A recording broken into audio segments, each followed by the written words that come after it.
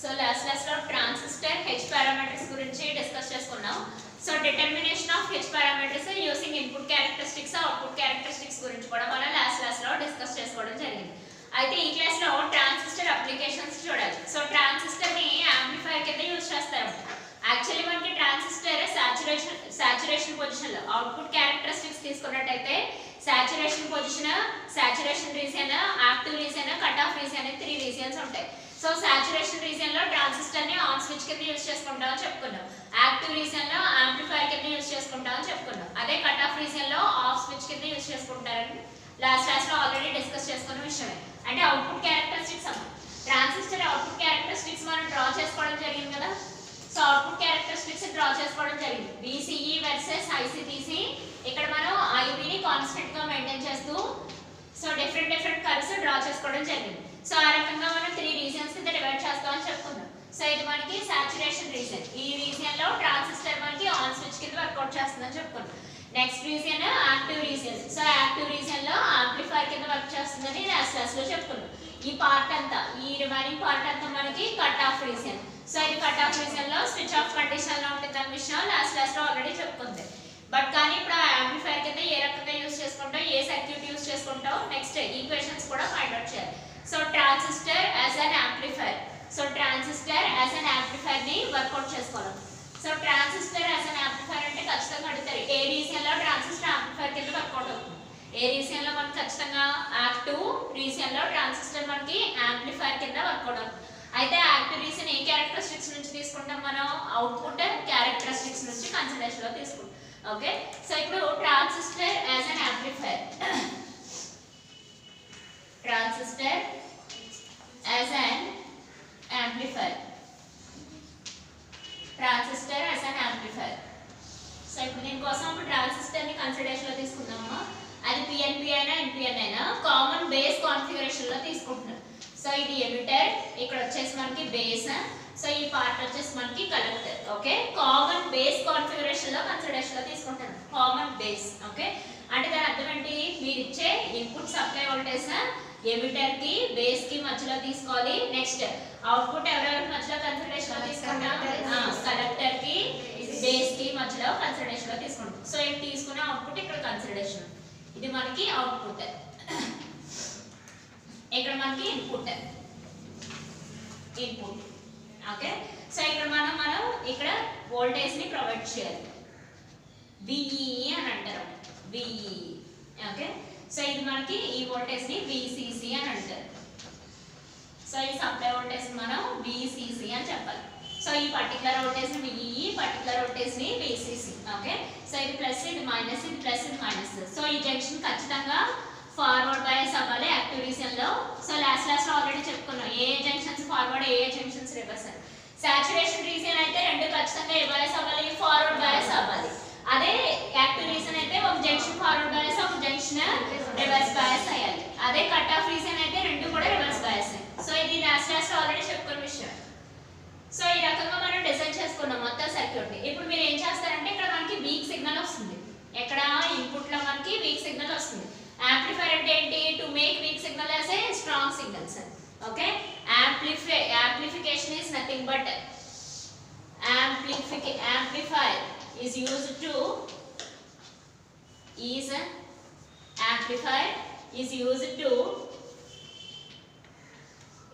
give strength,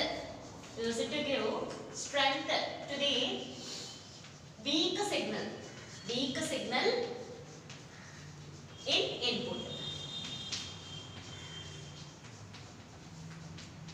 okay, so input లో ఉన్న weak signals కి స్ట్రెంత్ ఇస్తుంది అన్నమాట. అంటే to make weak signals into strong signals. Okay, ఇంకోరా చూసుకున్నట్టయితే to make weak signals into strong signals. So weak signals కాస్త స్ట్రాంగ్ సిగ్నల్స్ ని యూజ్ చేయడానికి మనం ఎవరిని యూజ్ చేసుకుంటాం, యాంప్లిఫైయర్ ని యూజ్ చేసుకుంటాం. ఓకే, అయితే ఏ కాన్ఫిగరేషన్ లో యూజ్ చేసుకున్నాం మనం, కామన్ బేస్ కాన్ఫిగరేషన్ లో. ఒక జంక్షన్ ఏ బయాస్ అండ్ ఫార్వర్డ్ బయాస్, రెండో జంక్షన్ ఏ బయాస్ అండ్ రివర్స్ బయాస్. అంటే ట్రాన్సిస్టర్ మనకి యాక్టివ్ రీజియన్ లో వర్కౌట్ అవుతుంది. ఓకే, సో ఇప్పుడు వీటిలో current values, voltage values so ఇది మనకి ఐఈ కరెంట్, ఇక్కడ వచ్చేసి మనకి ఐసీ కరెంట్. ఇక్కడ ఇలా ఐబి వాల్యూస్ జీరోస్ అయిపోతాయి ఎందుకంటే కామన్ బేస్ కాబట్టి. సో ఇక్కడ మనకి IE values of current, next ఇక్కడ ఐసీ కరెంట్ ఫ్లో అవుతుందని చెప్పుకుంటాం అన్నమాట. సో ఈ రకంగా మొత్తం వర్కింగ్ అనేది డిస్కస్ చేసుకుందాం. Okay, first of all transistor circuit draw చేయడం డిస్కస్ చేసుకుందాం. ఎట్ ద సేమ్ టైం అసలు ఆ డెఫినేషన్ అంటే ఏంటో కూడా డిస్కస్ చేసుకుందాం. సో ఇప్పుడు ఈ సర్క్యూట్ యొక్క వర్కింగ్ చూద్దాం. తర్వాత వాటికి సంబంధించిన voltage amplifications, voltage gain, power gain equations discuss చేస్తాం. సో ఇక్కడ చూసినట్టయితే మనకి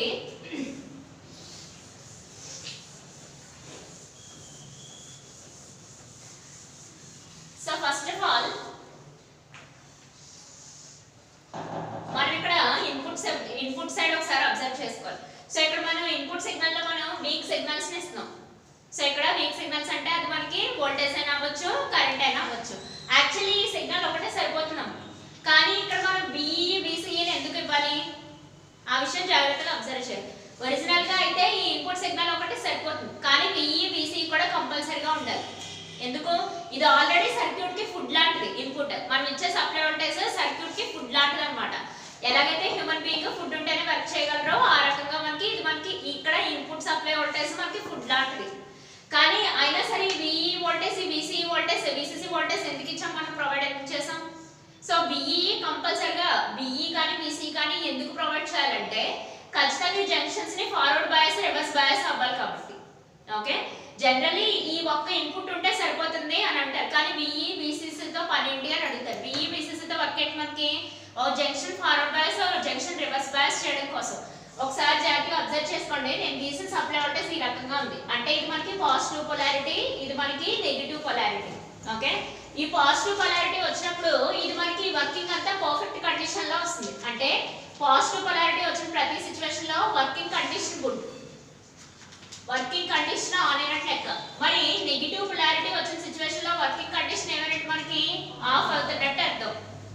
వర్కింగ్ కండిషన్ మనకి ఆఫ్ అవుతున్నట్టు అర్థం. కానీ అలా ఆఫ్ అయితే అప్పుడు ఈ రెండు జంక్షన్లు రివర్స్ బయాస్ అయిపోతాయి. ఓకే, అలా కనుక ఆఫ్ అయితే అప్పుడు ఈ రెండు జంక్షన్లు ఏమైపోతాయి, ఖచ్చితంగా రివర్స్ బయాస్ అయిపోతాయి. అప్పుడు అది ఏ రీజియన్ లోకి వచ్చేస్తుంది, active to cut off region కి వచ్చేస్తుంది. అప్పుడు ఆ కట్ ఆఫ్ రీజియన్ లో ట్రాన్సిస్టర్ మనకి ఖచ్చితంగా on switch, off switch, off switch కి వచ్చేస్తుంది. మరి సర్క్యూట్ కంప్లీట్ గా మనకి వీక్ సిగ్నల్ ని స్ట్రాంగ్ సిగ్నల్ చేయాలి, కానీ అలా చేయగలుగుతుందా? మరి చేయట్లే. ఏమైపోతుంది, ఆఫ్ అయిపోతుంది. అది మన ఆ రకమైన వర్కింగ్ మనకు అవసరమా? అవసరం కాదు, ఖచ్చితంగా అవసరం కాదు. అందుకోసమని మీరు ఇక్కడ బిఈని బిసిసిని కనెక్ట్ చేసుకోవాలి. మళ్ళీ ఒకసారి క్లియర్ గా రిపీట్ చేస్తున్నాను, అబ్జర్వ్ చేయండి అమ్మా. జనరల్లీ ఇక్కడ నుంచి ఇన్పుట్ సప్లై వోల్టేజ్ మొత్తం సర్క్యూట్ ని రన్నింగ్ లోకి తీసుకొచ్చేస్తుంది, ఆన్ లోకి తీసుకొస్తుంది. కానీ ఆ ఇన్పుట్ తో పాటు మనం బిఈ బిసిఈ ఎందుకు ప్రొవైడ్ చేయాలి? ఎందుకంటే ఈ జంక్షన్స్ ని ఫార్వర్డ్ బయాస్, రివర్స్ బయాస్ చేస్తే ట్రాన్సిస్టర్ మనకి యాక్టివ్ రీజన్ లో వర్కౌట్ అవుతుంది. అలా మీరు నెగిటివ్ పొలారిటీ వచ్చినప్పుడు ఖచ్చితంగా ట్రాన్సిస్టర్ మనకి ఏ కండిషన్ లోకి వచ్చేస్తుంది, కట్ ఆఫ్ కండిషన్ లోకి వచ్చేస్తుంది. అలా కట్ ఆఫ్ కండిషన్ లోకి వచ్చేస్తే ఖచ్చితంగా ట్రాన్సిస్టర్ సర్క్యూట్ ఆగిపోతుంది. అంటే కాసేపు వర్క్ అయ్యి కాసేపు ఆగిపోవడం.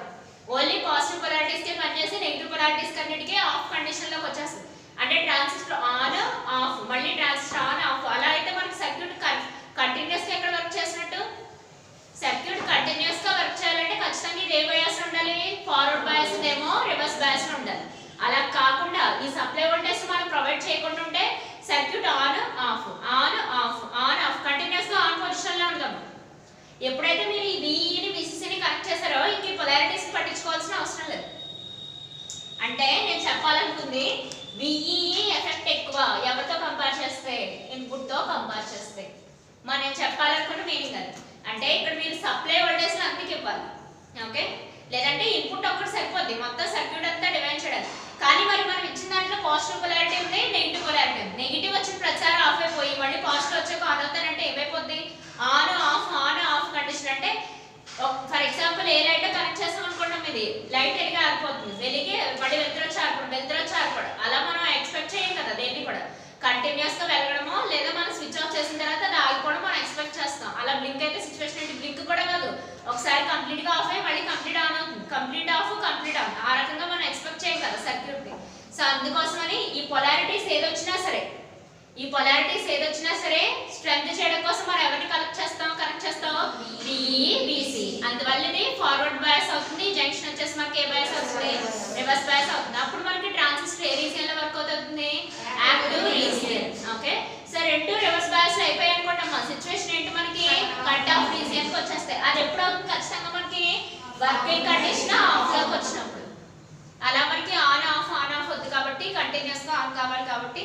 సో ఇక్కడ RL దగ్గర అవుట్పుట్ వోల్టేజ్ తీసుకుంటాం, ఇక్కడ RL దగ్గర మనం అవుట్పుట్ వోల్టేజ్ తీసుకుంటాం. సో ఎప్పుడైతే ఇది మనకి forward bias junction reverse bias అయిందో ఎమిటర్ కరెంట్ ఫ్లో అయిపోతుంది. ఎమిటర్ కరెంట్ కి ప్రపోర్షనల్ గా కలెక్టర్ కరెంట్ కూడా ఫ్లో అవుతుంది. ఓకే, అంటే మీరు వోల్టేజ్ ఎంత ఇంక్రీజ్ చేసుకుంటే I అంత ఇంక్రీజ్ అయిపోతాయి. నేను చెప్పాలనుకుంది ఏంటంటే VE ఎంత ఇంక్రీజ్ చేసేస్తే I అంత ఇంక్రీజ్ అవుతుంది. సో దాంతో పాటు IC కూడా ఏమవుతుంది, మనకి ఇంక్రీజ్ అవుతుంది. ఆ రకంగా మీరు వీక్ సిగ్నల్స్ ఇచ్చినా సరే స్ట్రాంగ్ సిగ్నల్స్ అయిపోతాయి. ఓకే, మీరు ఇన్పుట్ లో వీక్ సిగ్నల్స్ ఇచ్చినా సరే ఏమవుతుంది, స్ట్రాంగ్ సిగ్నల్స్ ఎందుకు అవుతాయి, VE ఎఫెక్ట్ ఎక్కువ, ఇన్పుట్ వోల్టేజ్ ఎఫెక్ట్ ఎక్కువ. VE ఎఫెక్ట్ ఎక్కువ, VE బేస్ చేసుకొని ఎవరు వర్కౌట్ అవుతారు, I ఎమిటర్ కరెంట్ వర్కౌట్ అవుతుంది. ఎమిటర్ ఎప్పుడైతే ఇంక్రీజ్ అయిపోతుందో ఆటోమేటికల్ గా అవుట్పుట్ లో ఎవరు ఇంక్రీజ్ అవుతారు, కలెక్టర్ కరెంట్స్ కూడా ఇంక్రీజ్ అయిపోతాయి. ఓకే, ఆ రకంగా మనం అవుట్పుట్ లో వీక్ స్ట్రాంగ్ సిగ్నల్స్ ని తీసుకోవాలి. వీక్ సిగ్నల్ ఇచ్చినా సరే స్ట్రాంగ్ సిగ్నల్ అందుకోసం వస్తుంది. ఓకే, ఇక్కడ ఈ VEE VCC కనెక్షన్ అంత ఇంపార్టెంట్. VEE VCC కనెక్షన్ అంత ఇంపార్టెంట్ ఎందుకంటే the effect of VEE is greater when compared to the input voltage. According to the VEE, IE flows in the circuit అని చెప్తారు. So by following the IE, collector current also increases అని చెప్తా ఉన్నాడు. Okay, that leads to weak signals to make strong signals across RL అని చెప్తాం. Okay, load resistance అని చెప్తాం. ఆ రకం. సో ఇదంతా మనకి transistor as an amplifier condition లో వర్కౌట్ అవుతున్నట్టు. ఓకే, ఇప్పుడు మనం వీటికి పర్టికులర్ గా ఈక్వేషన్స్ చూడాలి. ఈక్వేషన్స్ కూడా రాసుకుందాం. సో చూద్దాం ఏంటంటే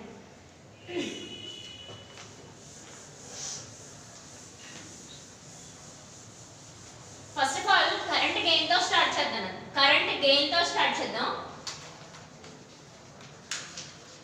కరెంట్ గెయిన్ ఈ విషయం మనం ఆల్ఫా బీటా గామా చెప్పుకున్నప్పుడే చెప్పుకున్నాం. సో ఆల్ఫా బీటా గామా చెప్పుకున్నాం కదా. ఫస్ట్ ఏంటి, కామన్ బేస్ తీసుకున్నాం గుర్తుందా, తర్వాత కాంప్లిమెంటరీ, లాస్ట్ లో కామన్ కలెక్టర్ డిస్కస్ చేస్తాం. Alpha beta gamma. Okay, so ఇప్పుడు ఆల్ఫా కన్సిడరేషన్ లో తీసుకుందాం. ఇది ఏమవుతుంది, output current by input current. So output current by ఇది ఏమవుతుందన్న మనకి ఇన్పుట్ కరెంట్. ఓకే, సో ఇక్కడ అవుట్పుట్ కరెంట్ ఏదో అబ్జర్వ్ చేయండి నాకు. ఇక్కడ output current values ICM, input లో కరెంట్ ఫ్లో వాల్యూస్ ఏంటి మనకి VE. సో అవుట్పుట్ లో ఫ్లో కరెంట్ వాల్యూస్ ఏంటి మనకి IC, ఇన్పుట్ లో flow current values IE. Okay, so వీటిలో మరి చేంజెస్ వస్తాయి. Alpha is equal to delta IC by delta IE. Deltas అంటే మీకు ఆల్రెడీ తెలిసిన విషయం, చేంజ్ అని అర్థం. ఓకే, సో ఆ రకంగా మనం ఆల్ఫాని డిజైన్ చేసుకున్నాం. సో దీని నుంచి delta IC is equal to alpha into delta E అని రాయకూడదు. So alpha into delta E అని మనం ఈజీగా రాసుకోవచ్చు. ఓకే, దీన్ని మనం వోల్టేజ్ యాంప్లిఫికేషన్ చూసుకుందాం. వోల్టేజ్ యాంప్లిఫికేషన్ అంటే ఏ రకంగా యాంప్లిఫై అవుతుంది. వోల్టేజ్ యాంప్లిఫికేషన్ ని మనం A అనే లెటర్ తో డినోట్ చేద్దాం. క్యాపిటల్ A అనే లెటర్ తో డినోట్ చేద్దాం యాంప్లిఫికేషన్. ఇది ఏమవుతుందంటే మనకి delta V0 by delta VA.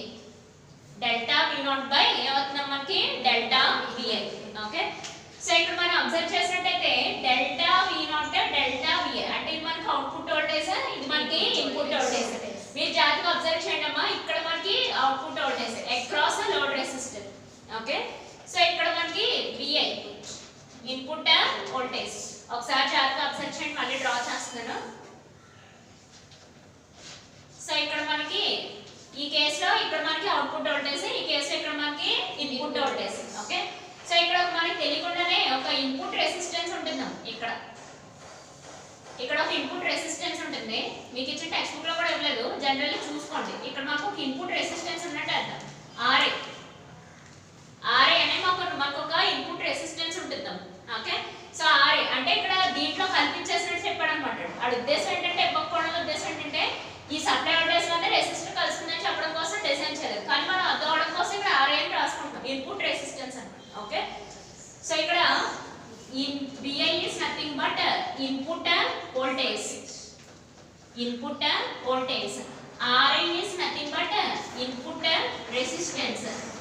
RL is nothing but input resistance. Good. V0 is nothing but output voltage. Output voltage. Next. So ఇక్కడ చూసుకోండి RL. Sorry RL. RL is nothing but load resistance. RL is nothing but ఏమని చెప్పుకోవాలి load resistance. So దాని specification అన్ని clear గా రాస్తుంది. Okay ఇప్పుడు మనం వోల్టేజ్ యాంప్లిఫికేషన్ ఏ ని కూడా ఫైండ్ అవుట్ చేయాలి. ఓకే క్యాపిటల్ ఏ అని చెప్తారు. వోల్టేజ్ యాంప్లిఫికేషన్ క్యాపిటల్ ఏ.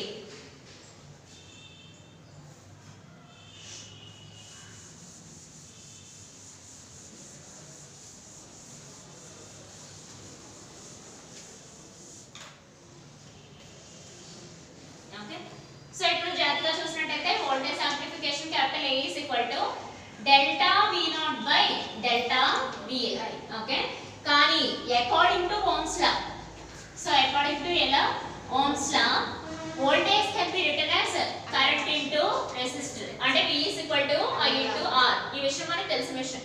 ఆ రకంగా చూసినట్టయితే మనం డెల్టా V0 ని ఏ రకంగా రాసుకుందాం, అందులో ఫ్లో అయ్యే కరెంట్ వాల్యూస్ ఎంతమో మనకి అవుట్పుట్ లో collector current emitter current output లో delta IC collector current by output లో రెసిస్టెన్స్ వాల్యూస్ ఎంత చూడండి మనకి లోడ్ రెసిస్టెన్స్. ఇక్కడ ఈ RL ని జాగ్రత్తగా చూసుకుంటాం. ఇది RL, దీన్నే అవుట్పుట్ రెసిస్టెన్స్ అని చెప్తారే.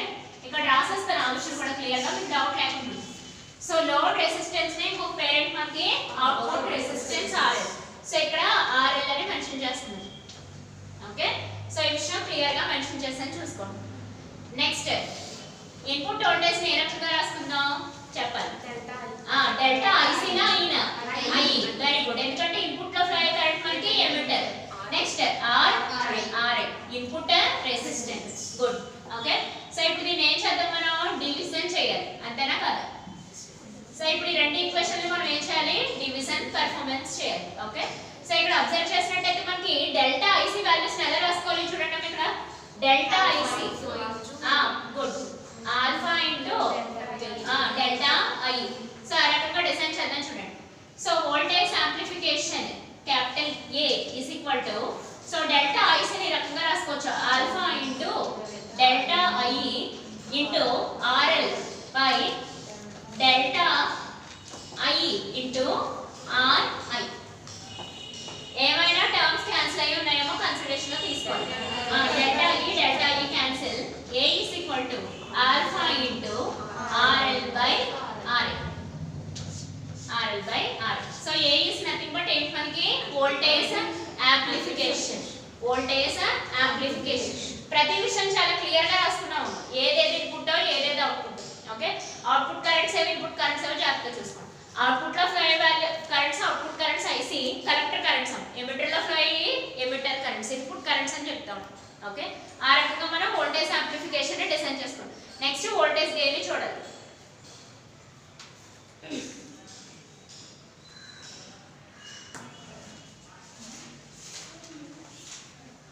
సో ఈ వోల్టేజ్ యాంప్లిఫికేషన్ లో RA ని ఈ రకంగా కూడా రాసుకోవచ్చు. ఇలా ఉంచినా పర్వాలేదు, లేదంటే RA ని ఈ రకంగా రాసుకున్నా పర్లేదు. RA is nothing but RE అంటారు. అంటే ఇది మనకి dynamic resistance. Dynamic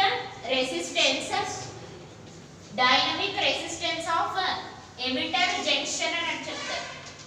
dynamic resistance of emitter junction. So dynamic resistance of emitter junction అంటే అర్థం ఏంటి, మనం ఆల్రెడీ ఒకసారి మళ్ళీ సర్క్యూట్ డ్రా చేసుకున్నట్టయితే సో ఇక్కడ మనం అబ్జర్వ్ చేసుకుంటే ఇక్కడ మనం VE అనే సప్లై వోల్టేజ్ ఇస్తున్నాం అవునా కదా, ప్లస్ మైనస్. ఇక్కడ మనం VE అనే సప్లై వోల్టేజ్ ప్రొవైడ్ చేస్తున్నాం కదా. సో ఇక్కడ ఇన్పుట్ లో తీసుకున్న RI రెసిస్టెన్స్ ఇక్కడ మనకి RE అని తీసుకున్నారు అంతే. అంటే ఈ జంక్షన్ యొక్క రెసిస్టెన్స్ ఇక్కడ కన్సిడరేషన్ లో తీసుకొని చెప్తున్నాను. RE అంటే ఎమిటర్ జంక్షన్ యొక్క రెసిస్టెన్స్ అని తీసుకుంటున్నారు. అంతకు మించి పెద్ద వేరియేషన్ లేదు. ఇన్పుట్ లో ఒకే ఒక రెసిస్టెన్స్ ఆఫర్ చేస్తుంది. అది కూడా ఏ రెసిస్టెన్స్ మనకి జంక్షన్ ఎమిటర్ జంక్షన్ రెసిస్టెన్స్ అంటారు. డైనమిక్ అని ఎందుకు రాశారంటే చేంజ్ అవుతూ ఉంటుంది కదా, with respect to current values మనకి చేంజ్ అయిపోతూ ఉంటాయి. అంటే దాని అర్థం ఏంటి, నేను ఇందాక క్లియర్ గా చెప్పాను. ఒకసారి మీరు అబ్జర్వ్ చేసినట్టయితే VE is greater than ఏమని చెప్పుకున్నాము, ఇన్పుట్ వోల్టేజ్ అని చెప్పు.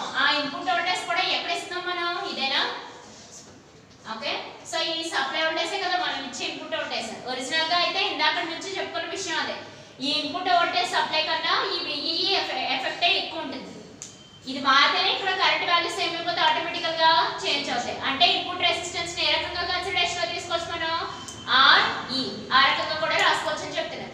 RE is nothing but dynamic. Dynamic is nothing but changing resistance of a junction మనకి ఎమిటర్ జంక్షన్. ఓకే, ఆ రకంగా రాసుకున్నాం. ఒక్క విషయం ఏం లేదు, ఇక్కడ మనం ఇచ్చే ఇన్పుట్ సప్లై వోల్టేజ్ కన్నా ఈ వోల్టేజ్ ఎఫెక్ట్ ఎక్కువ సర్క్యూట్ లో. అది కనుక లేకపోతే ఖచ్చితంగా మనకి ఏ రీజన్ లోకి వెళ్ళిపోతుంది, cut off reason. Cut off reason అంటే అదే స్విచ్ మనకి ఆఫ్ స్విచ్. ఓకే, ఆ రకంగా కాకుండా ఇలా డిజైన్ చేసుకుంటాం. నెక్స్ట్ వోల్టేజ్ యాంప్లిఫికేషన్ ని చూడాలి. వోల్టేజ్ యాంప్లిఫికేషన్ చూసాం, సారీ వోల్టేజ్ గెయిన్ ని చూడాలి. వోల్టేజ్ యాంప్లిఫికేషన్ చేస్తాం. సో ఆ రకంగా చూసినట్టయితే A is equal to alpha into RL by RE అని రాసుకోవచ్చు అనమాట. ఓకే, సో ఇదంతా మనకి వోల్టేజ్ యాంప్లిఫికేషన్ లో చూస్తాం. నెక్స్ట్ ఎవరిని క్యాలిక్యులేట్ చేయాలి, voltage gain. So voltage gain ని మనం AB అని లెటర్ తో డినోట్ చేస్తాం. జాగ్రత్తగా అబ్జర్వ్ చేయాలి. యాంప్లిఫికేషన్ అంటే వేరు, వోల్టేజ్ గెయిన్ అంటే వేరు. మా యాంప్లిఫికేషన్ అంటే వేరు, వోల్టేజ్ గెయిన్స్ అంటే వేరు. ఓకే, యాంప్లిఫికేషన్స్ కి గెయిన్స్ కి ఇచ్చిన డిఫరెన్స్ ఏంటంటే ఈ ఎమిటర్ రెసిస్టెన్స్ ని క్యాలిక్యులేట్ చేసుకుంటే అది మనకి వోల్టేజ్, ఎమిటర్ రెసిస్టెన్స్ ని కన్సిడరేషన్ లో తీసుకుంటే అది మనకి వోల్టేజ్ యాంప్లిఫికేషన్. అదే ఓన్లీ ఇన్పుట్ రెసిస్టెన్స్ కన్సిడరేషన్ లో తీసుకుంటే అంటే ఎమిటర్ రెసిస్టెన్స్ ప్లస్ ఏదైనా సమ్ రెసిస్టెన్స్.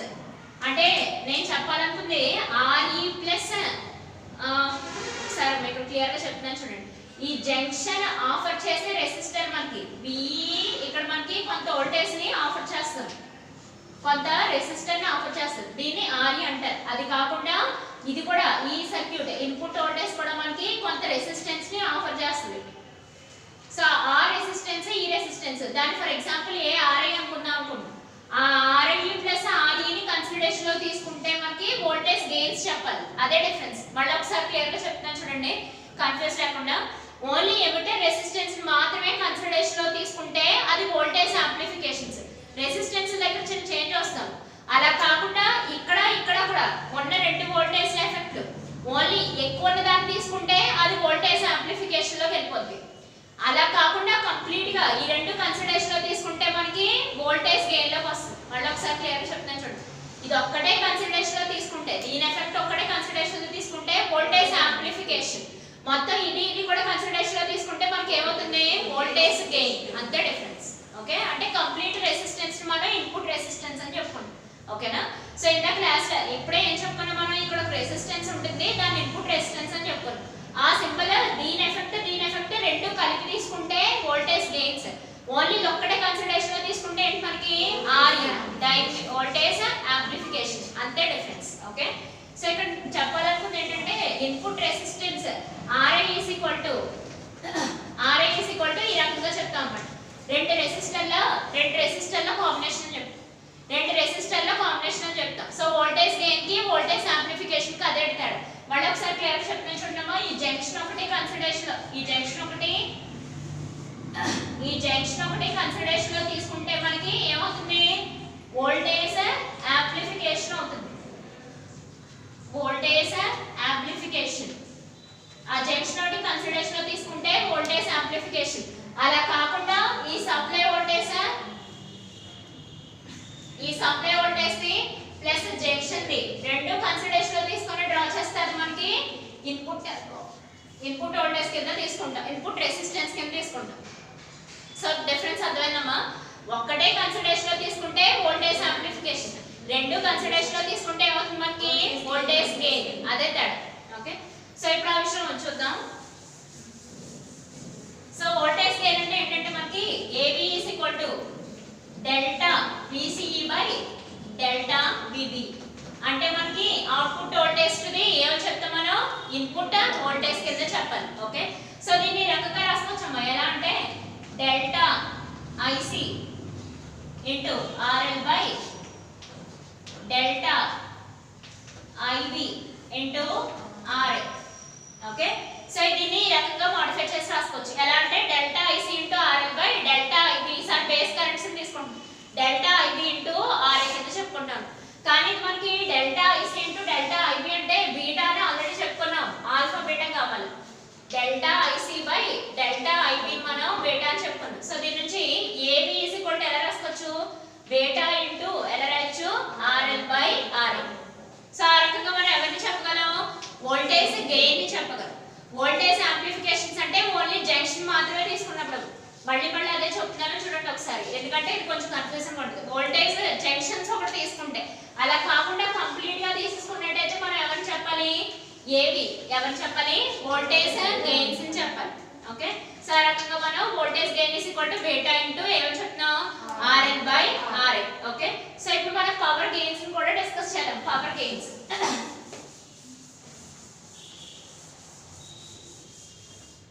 Power gain.